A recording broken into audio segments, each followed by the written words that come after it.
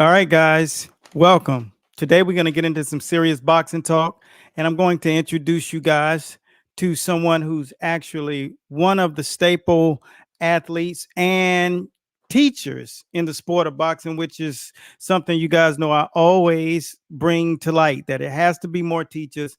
And when it comes down to the sport of boxing, this is parallel. We have to do it. And today I'm going to bring someone on who's an example of this sport and how we should operate and walk in this sport in a manner in which we hold our heads high when you compare boxing to the other sports in the game. So today I bring to you uh Elia, the soul snatcher, Carranza.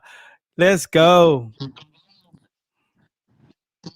There What's we up, go. man? How are you? Welcome, welcome, welcome. I'm super. I'm super. I see you kind of like getting ready. You're in so much motion, like you're in the car ready to go again. How many Yeah, rounds you don't put I in was like, babe, today? you're gonna have to drive. You're gonna have to drive because I gotta jump on this interview. But I'm excited to be here, man. I always take the time out for you. You know, we always chop it up. I'm glad to Yeah, be here. absolutely. Well, I know like this week it's been a. You know what's going to be so interesting because over the past couple of weeks we kind of been talking about fight gyms, right? And I said that in the sport everyone in boxing has been patient, but this time is now. We have so many outside forces and so much attraction, and so many people want to learn about it. And I encourage that my owners to let people see. And you're one of those people that you put your stuff out there. You let people visually get a visual of what you guys do. Now I know what you do, but tell me something that when you guys put that thing together over here at. And for those of you who don't know, she is she has one of the most educational boxing gyms, Level Up, Fort Lauderdale. So make sure you check it out. I'll put it up on the screen, and I want you guys to really understand that it looks a certain way. And Elia is doing it. There you go. Boom. Soul Snatcher. So tell me, what was your focus when you got started? I love the story myself, so give me just a minute. Yeah. Are we? And we're talking about just when we were opening the gym. Just started when you got going. What was your purpose? You know, you guys have a mission, and I know what you lead with, but just give them a little insight, and then we'll talk about the event that you got coming up this weekend over there. Yeah, no, for sure. So, I mean, in general, when we opened the gym, like boxing changed and saved my life. You know, God linked me up with it for a reason. Yeah. So when I walked into a boxing gym and that gym just immediately had such a big impact, I'll just never forget being like, "Yep, I need to have one of these. I need to do one of these." And I Mhm. knew just right there and then that eventually I was gonna have a boxing gym. It was just something I Yeah. felt in my whole spirit, you know, was telling me that like, Yeah. yeah, this is eventually gonna happen. And as it kept changing my life, I was like, man, this sport is such a beautiful thing. Boxing is just in its entirety of what it really means, you know, the way it develops us. Forget the physical part. Like we talking about mentally, what boxing does for people in general. It's just such a beautiful, life changing thing that when I finally got around to opening our doors, I was like, I don't want to be just any other fitness boxing gym where, you know, people come inside and like we out here playing patty cake with these bags. Nah, like we're gonna teach boxing. We're gonna teach true the art of boxing because the Yeah. workout part is always gonna be there. You don't gotta make boxing a Hmm. workout. Boxing is a workout, man. You don't gotta try to make it hard. You don't. It's enough. Boxing is enough. So when people call it cardio boxing, I'm like, cardio boxing? What? You mean boxing? Like boxing? So I hate the term cardio boxing, because it's just boxing. So our job as coaches, because I always say, you know, we're not trainers, we are coaches. That's what we do. It's so much bigger than being a trainer. Yeah. Is to teach them that art and to teach them to do it properly so that they can build the confidence. And the confidence also comes with looking good and looking sharp. And to become sharp, you got to know what boxing is and what you're doing. So we teach Hmm. people the real art of boxing, and that's why we have the gym and the clientele that we have. You know, we Yeah. may not have 300 members, but the members we have are the ones that want to really learn boxing, you know. Yeah. So they love when we take the time to break things down and to show them things. They're constantly learning, constantly just getting out of their comfort zone. We finally added weekly member sparring. We were doing it monthly before, now we're doing it weekly. And so like Wow. they're growing, and these are people that don't care to fight, and that's fine. Not everybody needs to do it to fight. That's not what boxing is. It's not. Yeah. It's really not. So for me, I want the people that want it for fitness. I want the people that just are so intrigued by it that they're like, oh, I don't want to fight, but I want to do this. I really want to try this. Them the ones I want, you know, because the fighters Mm-hmm. always gonna find their way in. Always, they always find their way in. I want the clientele that's never done it before, the people that want to learn, that just are just, you know, Mm-hmm. they want to take it that step above. Well, how did you get to a point where you like a throwback fighter? Because it's like you fight every 2 weeks. I'm like, Yeah, who you think you are, Archie I Moore? got, You got like 200 I got fights. titles. I got titles we're chasing, man. I want all of them. I want all of them. I'm ready. I'm ready. You know, if we talk a year ago, I would feel differently than I feel now. Mm-hmm. My confidence is at an all-time high because I know how much I've put in. My team knows it. They see it. You know, not only do we have fight after fight after fight to prove how far I've come, you know, we have metrics to prove it. Like we do this. This is science for us. So we know how far we've come. So it's pretty cool to be like, bro, give me all the smoke, like all of it, please. Every single belt, give me that champion today. Like I'm already I'm number 4 in the world. I got number 1 in the U.S. Like I don't care. I'm ready. Skip all that mess. Like just give me the champions. I'm ready, bro. Let's It go. ain't no Let's go. smoking. It ain't no smoking mirrors with you. Like this is Elia, you guys. Like she just finished this fighting, and they say, "When are you gonna fight again?" She's like, "When I wake up in the morning. Let's go. It's the next fight." Like it's no quit. The, This is the team's like, oh, throwback. we should. This is the plan. This is what we're gonna do. And I'm like, yeah, I agree. It's a good plan, but that make me a little less active, and you know, like I don't know about that. So I'm just like I'm trying to fight again in like October. Like sign me up. Let's go. Uh, Let's I go. know. That is something that you just don't see. You really, really about that throwback life. Now I know as an educator as well, you go against your own recommendations when it's all said and done because it's you. And you're blazing a path. But I'm gonna ask you though, so you do plan to fight in the morning when you wake up right now. So you got something set for October? Because when you fight, I want people to know. Because see, there are people that fight, and then there are trailblazers. You get it? So my job is to connect people with who is that person, who is the trailblazer, and you're it. We can't even get our hands on your shoulders like you're moving like at warp speed. But please keep us in the know. I mean, we got an audience of 1 million people. We would Yeah, love to man. know. Come on, like Yeah, for sure. you I'm gotta, getting better about it. You know, I'm better about it Elia. now. I just like linked up with I just linked up with a couple other groups and stuff as well. Like I understand that Yeah. we're in 2024, and at the end of the day, Hmm. our job, part of the package is marketing. You know, I get it. I understand. Plus, I do want people to know because I want them to be able to tune in. Yeah, watch me fight because I promise you're gonna be so entertained. Like Yeah. I do what boxing does for me, and we make each other look good. Like we make each other Hmm. look good. Yeah. Maybe what we'll do is I'll come over and let them check you out shadow boxing. She got hands, y'all.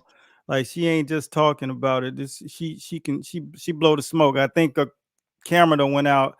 They riding.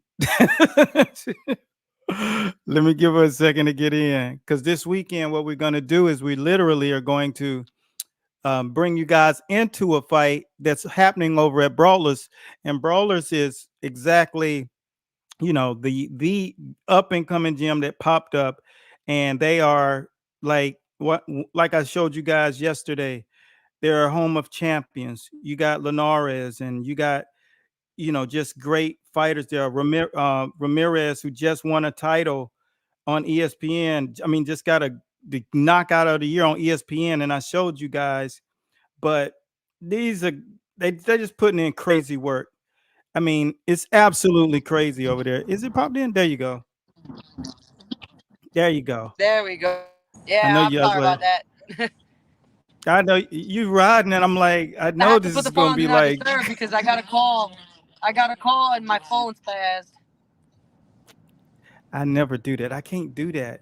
When you, like I said, I was telling you, I was let them get an insight to what it's like, when you working at a world class level, and what this conversation was today, Elia, and you'll love this, was peak week. So we're talking about going into peak week. And what does that entail? What does the fighter do the last week of their fighting? So, you know what?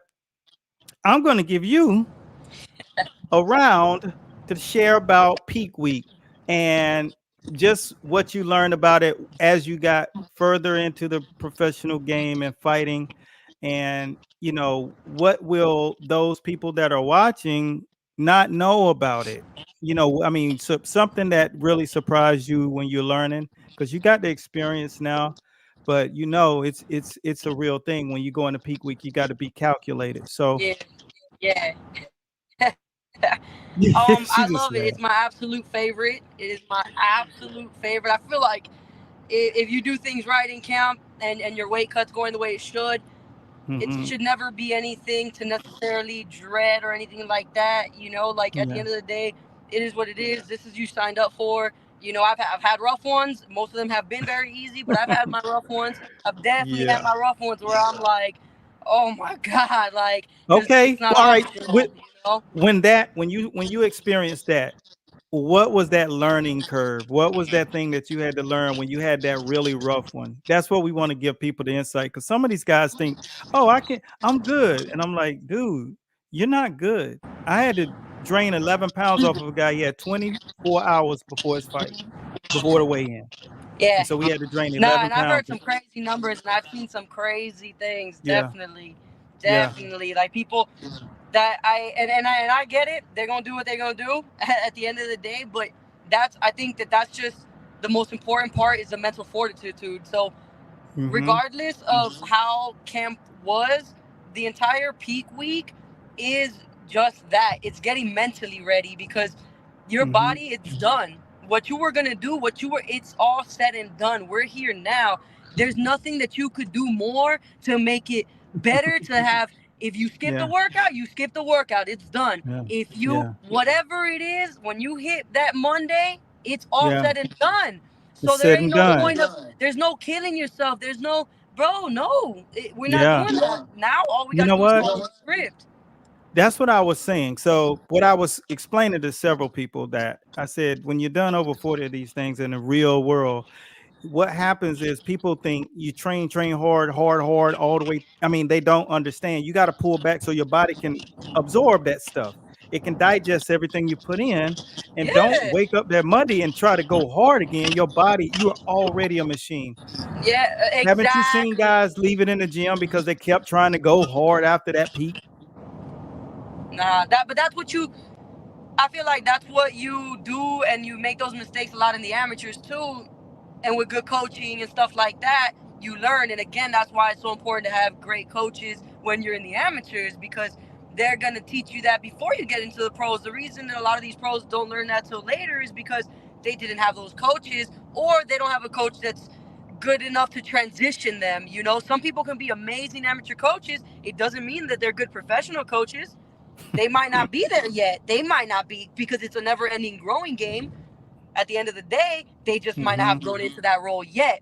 So Yeah. transitioning from that amateur to that pro, that style, making sure that you understand it's a different game now. It's a different game. So again, now, like more than ever, it's understanding that peak week is the week to get your mind right, because you're training that week. Look, from what I've learned, and I can't speak on, I don't believe in necessarily what's right and what's wrong. You learn what works for you. Your team learns what works for you. I don't think there's Hmm. a one way for anything. Like there's a million ways that you can do it. So for me in our peak week, when I'm getting there, I know, like, every day in my head, it's like every day's a shakedown for me. Every day's a shakedown. Hmm. I don't take nothing serious. because I already did all that. Again, the hard work was put in. So this week is just about keeping your body primed, keeping it loose, keeping it nice and warm, keeping yourself Yeah. active, mobility, stretching. How are you recovering every day? Are you making sure that, because that was supposed to be done in camp as well, but especially peak week, you better be cold plunging, you better be getting in that sauna. You like Mm-hmm. that's vital. That is so vital for your body that week. So really making sure that you're focusing on recovery, that you're sleeping. You got to make sure that you're sleeping.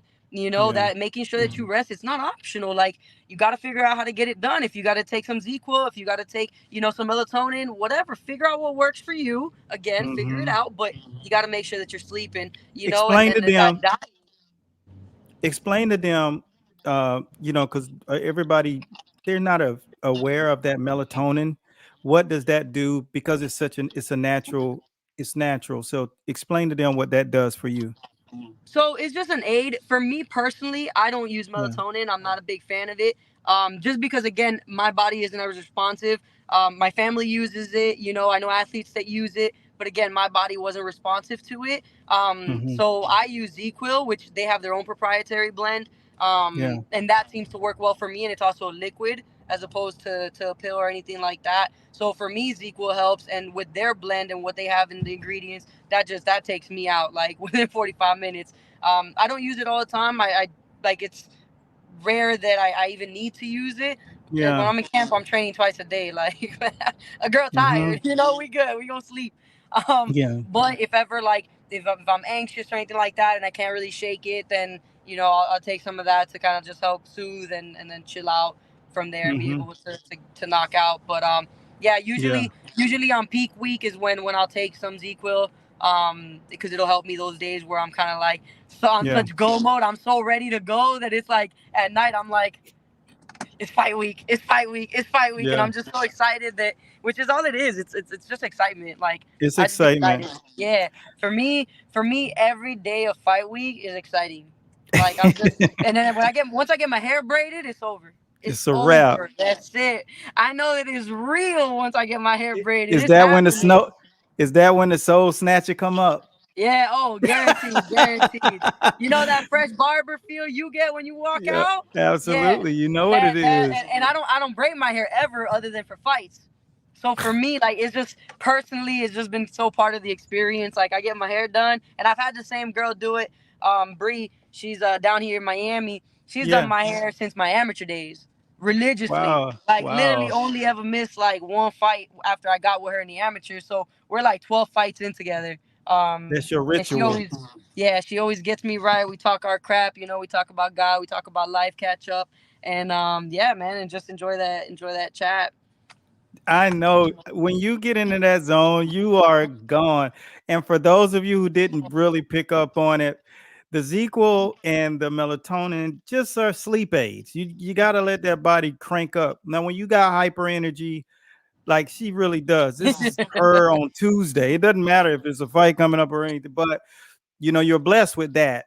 And with a lot of people don't really understand, but Shane Mosley, hopefully you're watching, he has a very hard time sleeping. And because he trains and he's just like, yo, I'm just ready to fight. And I'm just like, that's that excitement. That's that Mosley blood.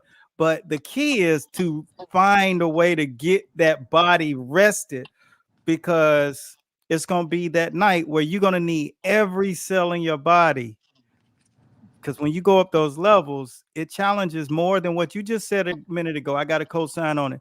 It's more of a spiritual challenge at a certain point. Everybody in shape at that level. Like everybody's in shape. I Yeah. mean, it becomes spiritual. So you let that mind rest. So when you doing that though, what was one of the vices that you had eating wise? Like something that you just had to just cut when you going into people, you got to get the weight to the right place. What is one of the Be vices that was tough? So, because people think everybody in the fight game is perfect, and it's not the case.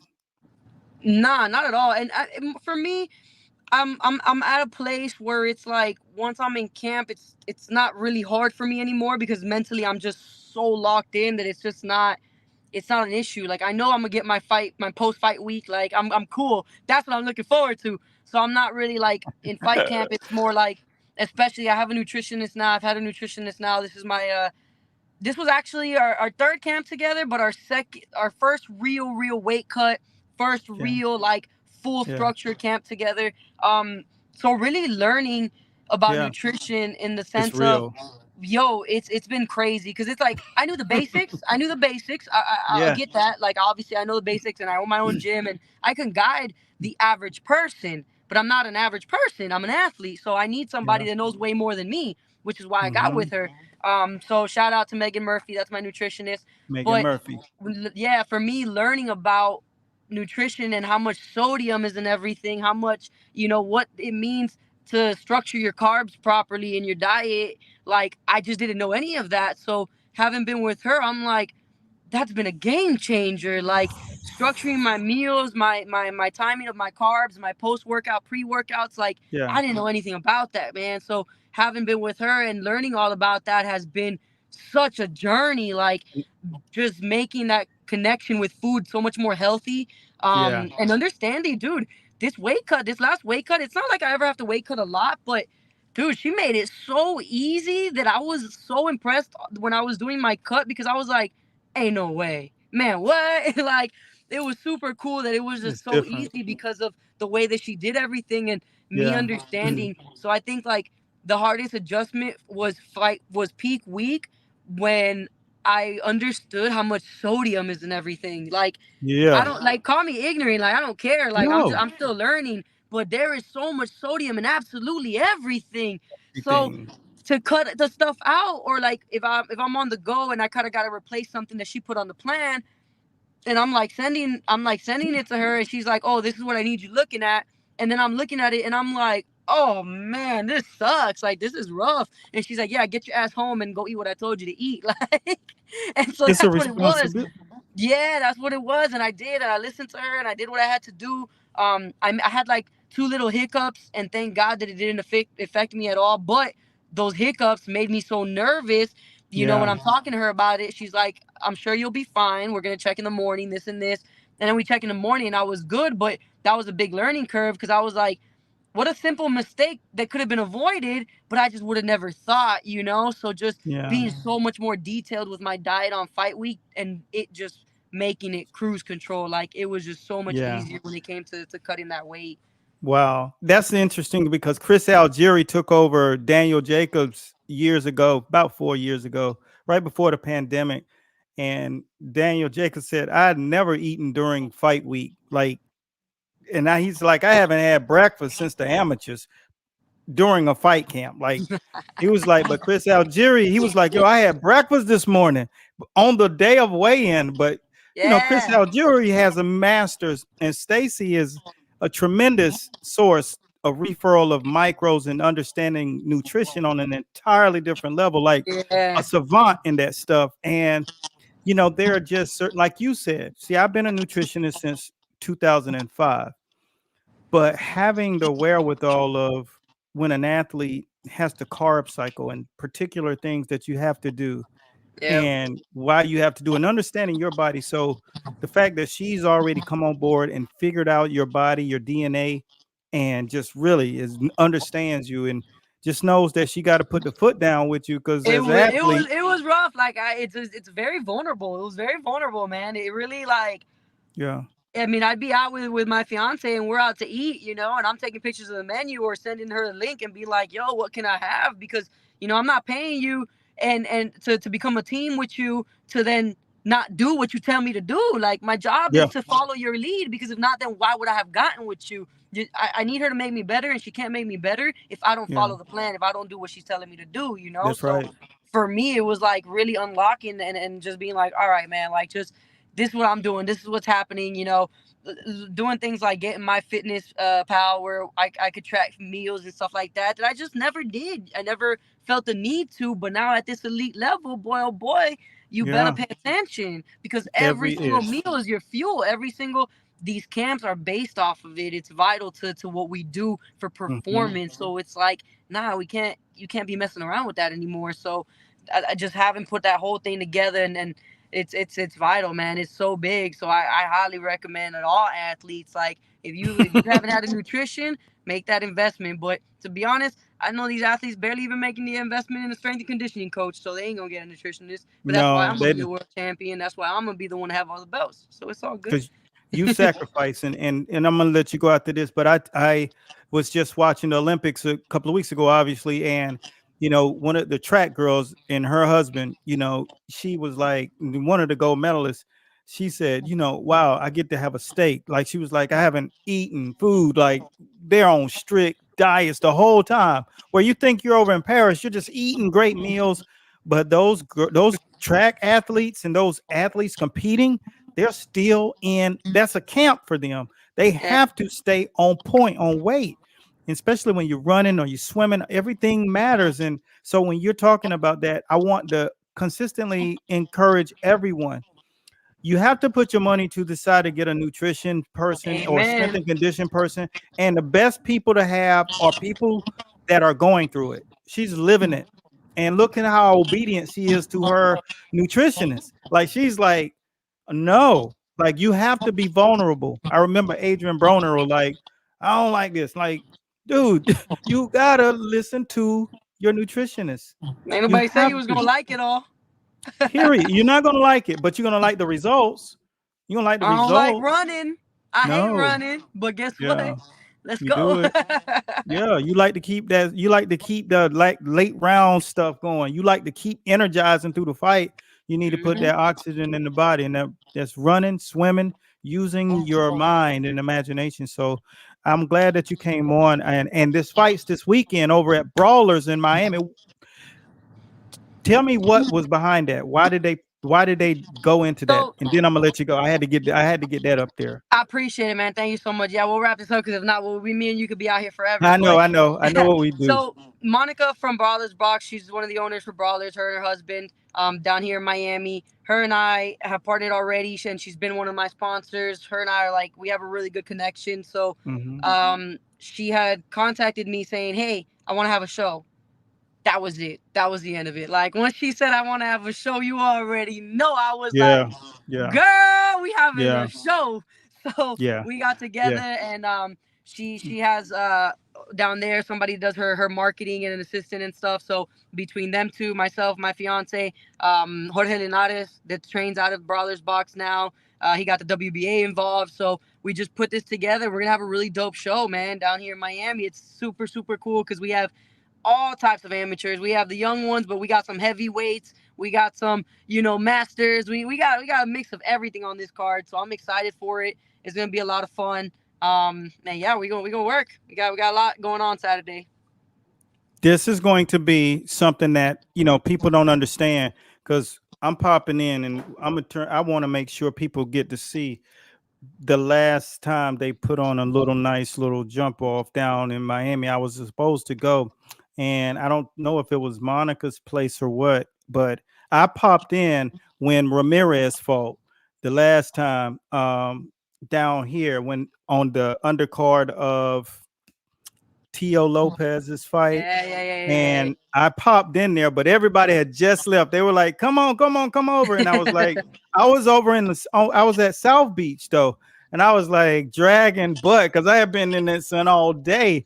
And then I finally got over there, and they had just left. The guy who was at the door was like, they just left. So I just took everybody on the tour. The place is amazing. Absolutely stunning. It's totally embedded of the hip hop culture. It's totally crazy. Sick. I'm telling you, I walked in there one time and I was like, whoever had the brain to do this, me and them, we gonna be like this. We gonna be like this. Because I said, look, I walk into a lot of places and I have a business mind and I'm a creative at the same time. So for me, like I walk into these businesses sometimes and I'm like, if I did this, I could do A, B, and C, But this is one of the few gyms that I walk into that I was like, I couldn't have done it better. I couldn't have done it better. How? Like he just snapped. They snapped that gym. The only thing they can have is a live concert going. That's the only thing. Yeah, they Like do an that amazing place job is down there. So I'm honored to train out of that gym as well. So I have good. my home gym over here, Level Up Boxing and Fitness, as you know, of course, in Fort Lauderdale. That's my Yes, home, but I'm living down in Miami. So my second home is Brawlerz Boxing. We all just that's it. We big family, man. We got Fort Lauderdale, we got Miami, we got all of it. it's locked. And trust me, y'all, you can't even bring the smoke like it's going down there. But Elia, thank you so much. Elia, give them your handle on Instagram so they can follow you. Because Coach Paul was like, yo, your energy is infectious. Out in Australia, we got Australians in the building. Hey, let's Shouts out to go. I Coach love it. Robert. Yeah, that's what it is. That's what you do. You're infectious, my friend. So give I them appreciate your that. Instagram handle. I'm gonna type it So down there. yeah, it's at ELIA dot soul snatcher. I And love it. yeah, exactly. So Common spelling. there It's you dot go. right or semicolon or underscore? Make sure you got it right. Man, It's I a don't what? know. Is that Underscore, it? underscore, underscore. Under ELIA underscore soul snatcher. okay. You Fix don't it. Yeah, even let's know fix your it. own. My Oh my email, the gosh. email You didn't don't let me, my email didn't let me do the underscore. So I had to put the period for the email. So the email is okay. with a period. Cut me Oh some my slack. gosh. Cut me some You slack. no, I'm gonna have to. Look, we in the branding. We got a brand right. You got a brand all the way It'll right. The never no. happen again. It'll never All happen right, again. that's what it is. Well, look, Elia, you guys be good, man. I'll see you on Saturday night. Saturday, what time is it? What time does it Yeah, start? 5 p.m. 5 p.m. We're 5 p.m. ready to go. Yes, All sir. right, that's what it is. Look, enjoyed you. I look All forward to love, bumping man. into you again. Be blessed at Godspeed. Let's Thanks. go. Talk to All you right, soon, brother. Elia. Have a Good good one. deal. All right, bye. So, guys, this is follow her because she's amazing, tremendous person, even more of a savage in that boxing ring. But having the conversation about peak week is what I told you guys that we were going to get into, because these are so many different untrained issues that, you know, always embark in the sport of boxing, that you can't overlook these very important things. And the conversation with the Pro-Am gym is all about taking the athletes who are at the amateur level, transitioning them into the professional ranks.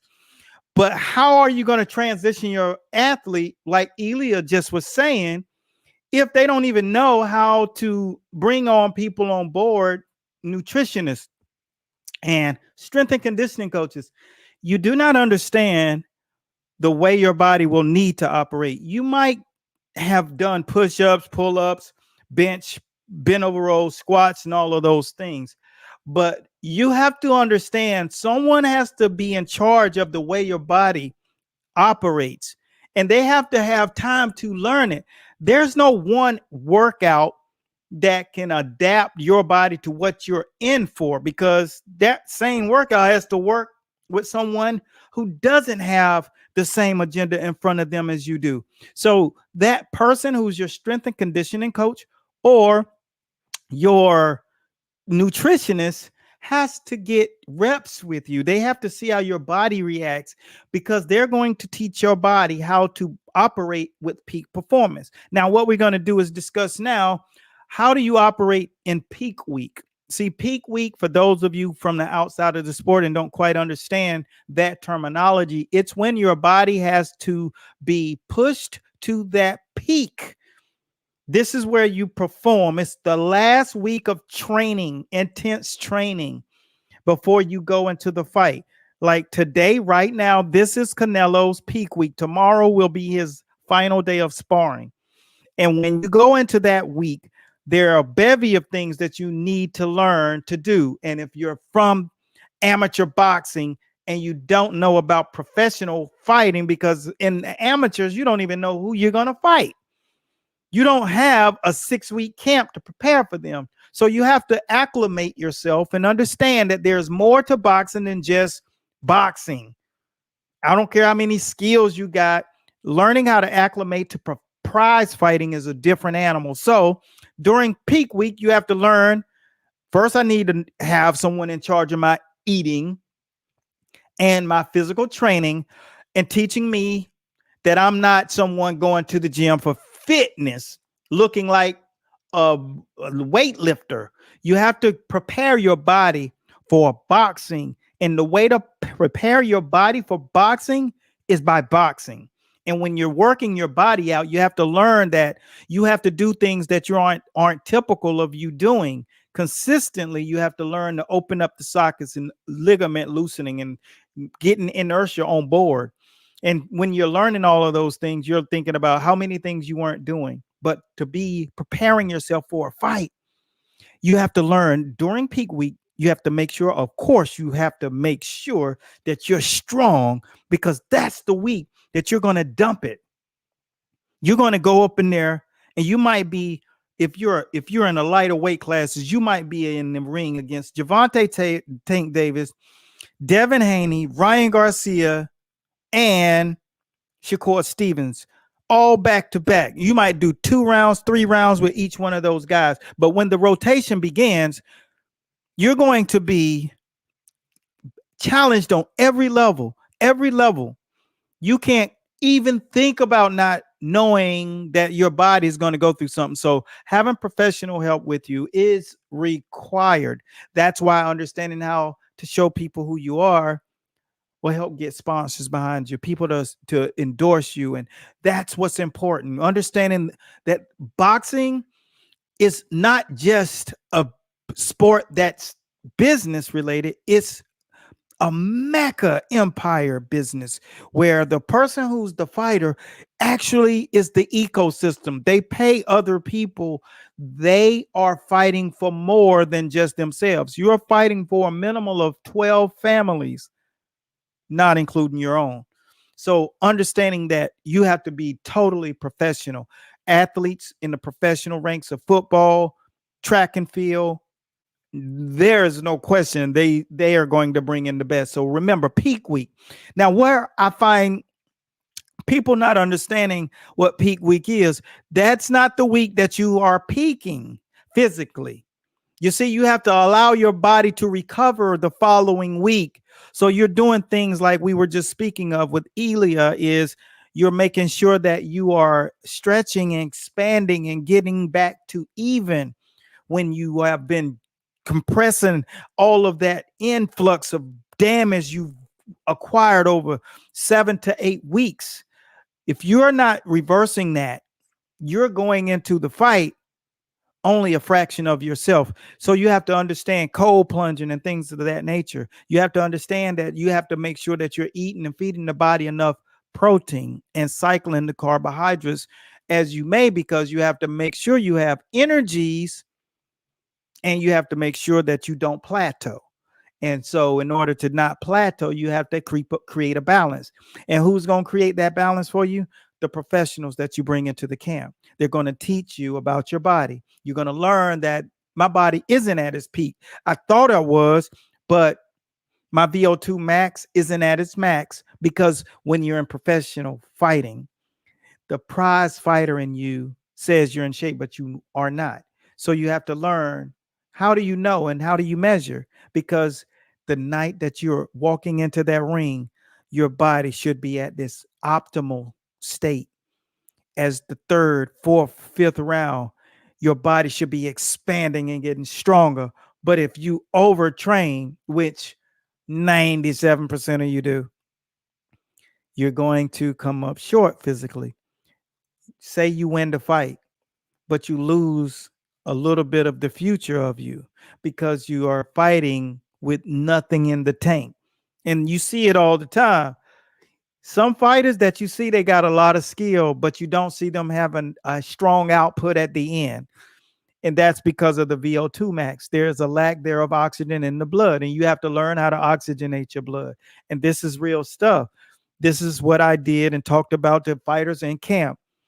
When by the time I got to my own career, not just under the tutelage of, but my own career, that's where I got licensed to be a nutritionist, because there was so much I thought I knew until you start working with athletes who are fighting for a prize. It's not the same thing as a guy who's just going to the gym to get in physical shape, because Guys just go to the gym to look like they're in shape. That means they do a lot of weight training. This is not that. You have to understand, when I created the 12 peaks system, there are 12 peaks of the body, and it encompasses every one of those peaks. And so that's why it's called 12 peaks. And when you're working in 12 peaks, you're optimizing your body for high level competition because you train in stages. If you're in 12 peaks and you're in the first week to the sixth, then you're training to be in shape. If you take it from week 6 to 9, you're training to get in somebody's ass. That's competitive training. So these are the things that you got to know when it comes down to how do you assess the anatomy of the body in an athlete, and what should a trainer know? A trainer should know exactly how your techniques should be. A trainer should know how to place your feet. A trainer should coach you with breathing when you're working your skills out. But a coach takes it from here and takes it from the ears up, right? But the nutritionist is from the inside out. And the sports performance coach is the oxygen and the blood in the body. So you have to know how to get to those VO2 levels of 42 to 52 and maximize your output. And that's why it's so important that we talk about prize fighting. The Pro-Am gym is all about teaching guys how to manifest during peak week. So when all of that is said and done, you know, when you're prize fighting, it's not amateur boxing. It's not Olympic boxing. It's not the World Series of boxing. And it's not even the beginning phases of your professional boxing. What it is teaching you the 4 phases of boxing. 4 phases. Number 1 is going into the amateurs, understanding the basics, the necessities to start boxing: feet in the right position, hands in the right position, elbows, eyes, chin tuck, back upwards, and making sure that you do not get lazy in your stance and sit down. That's number 1. Second one is your advance. In advance, you can overcome certain things because you learn new movements. And that's what you learn in quarter 2. You understand that you learn different circuits and pivoting and creating angles and working off of your lateral movement. And then you go to phase 3, which is something that confuses everything because you've been told all these rules, but now you're in the pros. You got to fight to win fights, not to not make mistakes. That's what the Pro-Am conversation has been about. This is styles of boxing, knowing the principles of the overall and reorchestrated peekaboo, because there were holes in it where you're not able to fight going backwards. That's a problem. We made adjustments to it. Philly shell, one arm down. All of these different things that you learn in the first 2 phases, this goes against it because now you're prize fighting. So phase 3 is all about styles of boxing. And when we talk about the styles of boxing, you think about it. I remember when Oliver McCall came into our gym and he did the slip ball. And mostly everyone, when you see him do the slip ball, and he was in the camp with Custy Amato and Mike Tyson. Oliver McCall was his chief sparring partner and a world champion, knocked out Lennox Lewis. Do the research. Go YouTube. Oliver McCall knocks out Lennox Lewis. He came into our camp, hands up, doing a peekaboo, then went under the baby, and then start throwing. Pop, pop, pop. You never seen a dude that's built like a brute, big giant hands, broad in the shoulders, very, very calculated with his offense, and really worked that slip ball like I never seen before. He put offense on it. When I watched him, I saw him doing exactly what Mike Tyson would later be seen doing when I look back at the clips. But he broke down the periodic table of that box that you're in when you're doing the slip ball and you're in the peekaboo, pop, pop. And knowing how to throw hands when the ball's coming at you. Yo, that ball is hard like a brick. That thing will hit you in the head and you're dazed. So you got to make sure that you're not defensively responsible, but defensively responsible. You got to turn your antennas on, sling the ball, boom, boom, boom. I'm teaching my guys, and if a lot of you ordered our Peekaboo Volume 2, the Peekaboo Volume 2 shows you that same thing. We call it the X box. You have to remain inside of the X when you're doing this movement, and the movements are X. And if you're not versed in it, you wouldn't know what's happening. How is this guy always able to create and not get hit by the ball? Because that ball is no joke. I mean, I had knots on my head learning that thing. But when you're learning that, you're learning that it's not like amateur boxing. When guys punch you in the pros, you're hit. When you're fighting real prize fighters, you're hit. So I said, we got to make sure they understand that this is not the same thing that they were in earlier on in the pro fighting.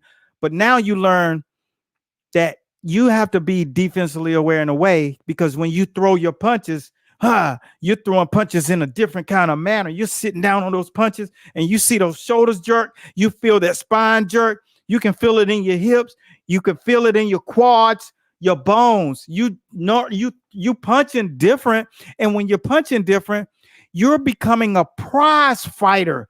The guy who's fighting for the prize. That money is real. That opportunity is real. In this era, it's real because more eyes have been on boxing than anything at any time in history now, because the influx has happened. It's the new Wall Street. So you have to realize when you're boxing, you're training these guys, there's a transitional state. And when you take that transitional state, you're in phase 3. That's when you know you're a prize fighter. And in phase 3, that's when you developed your craft in boxing. Because stage 4 is when you make it your own. And you have to understand all 4 of those phases of boxing. It's not like I see the skill and I got the understanding. You don't know when you're going to use that stuff. Just like when Oliver swung that ball and everybody saw him do it. But when they tried, every time they tried to throw punches and slip, they would get hit by the thing. 2 people fell down because we swung it and they had to move and slip at the same pace in which we were doing it. Now, I demonstrate that in our Peekaboo version 2, and you learn how to navigate the slip ball and get great head movement and torso. Just the torso training alone takes 6 weeks for your torso to get to break down. And so this is understanding the fight game at large. And so that's why we didn't continue to just sell our online downloads individually like that. Now you have to buy it in a pack because you have to learn the styles, and those are the styles, and how to hit like a pro. And that's punch pad for pros. You hitting here, you learn how to hit and jar a person with a jab, and understanding with the bazooka jab, and stun them with the step jab and drag. Archie Moore's great hits, all of those things. So that is the styles of boxing pack. That is meant to create savages in the boxing ring.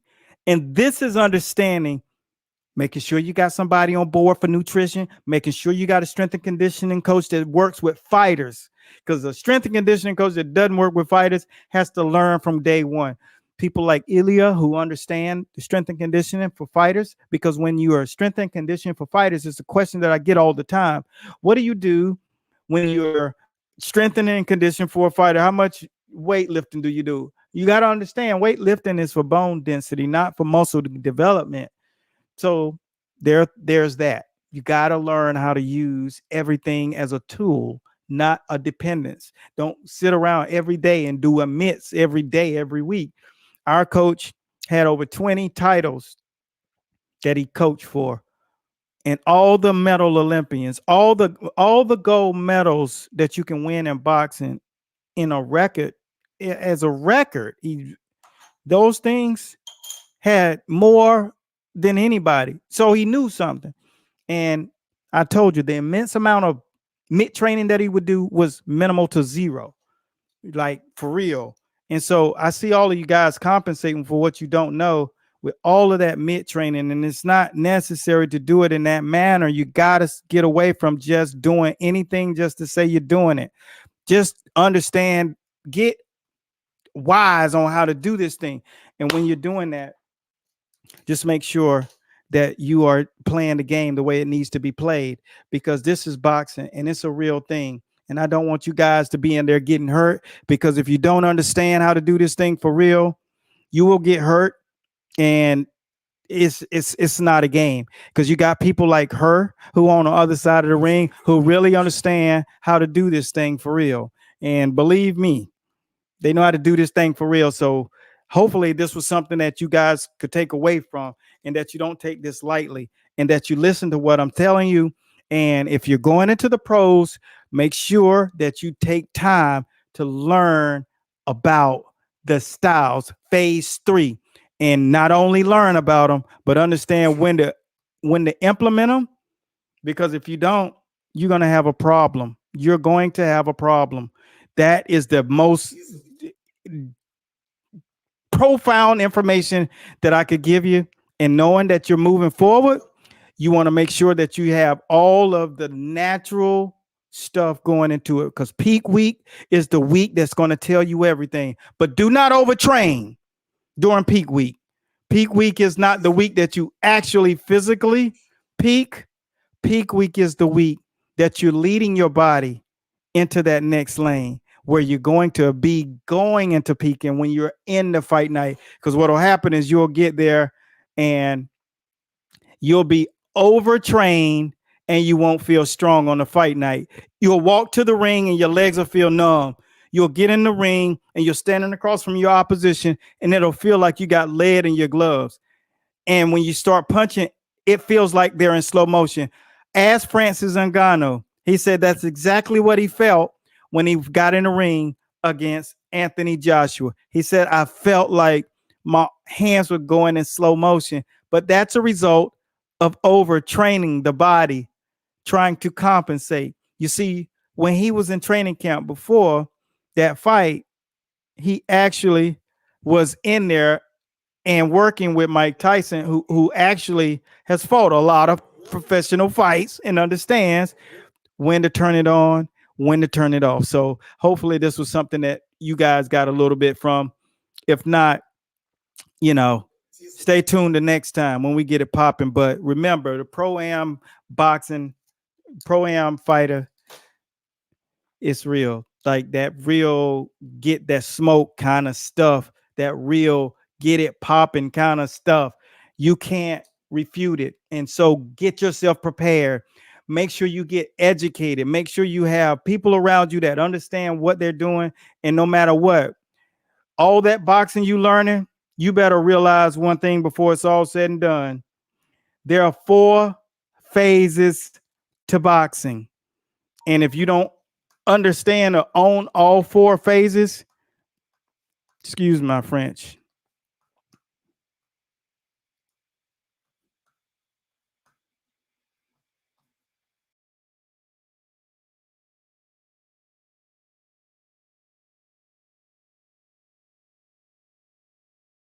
All right. I had to. If you don't understand all 4 phases, get them. And today, I'm going to close it out with this. Make sure you tune in on Saturday. As a matter of fact, you'll have a replay of this. If there was something, a part of this that you missed, then you make sure that you tune in tonight. I think we're replaying it. No, we're replaying it at 8 o'clock. So tune back in. No matter what you do, get the styles of boxing. And no matter what you are thinking, type the word champion and learn what it looks like to have access to all of the styles of boxing. Fight fans, ever dreamed of shaping the future of boxing? Starting your own pro-am boxing program is easier than ever. Your ticket to the big leagues. Imagine hosting epic events, building a community, and creating a boxing mecca in your hometown. Discover and mold the next generation of champions. This is about leaving a legacy and changing lives. Whether you're a former fighter, a fan, or an entrepreneur, this is your chance to step into the ring of opportunity. Don't let this moment slip away. Make your mark on the boxing world and turn your town into a powerhouse of pugilistic talent. Bells ringing. Are you ready?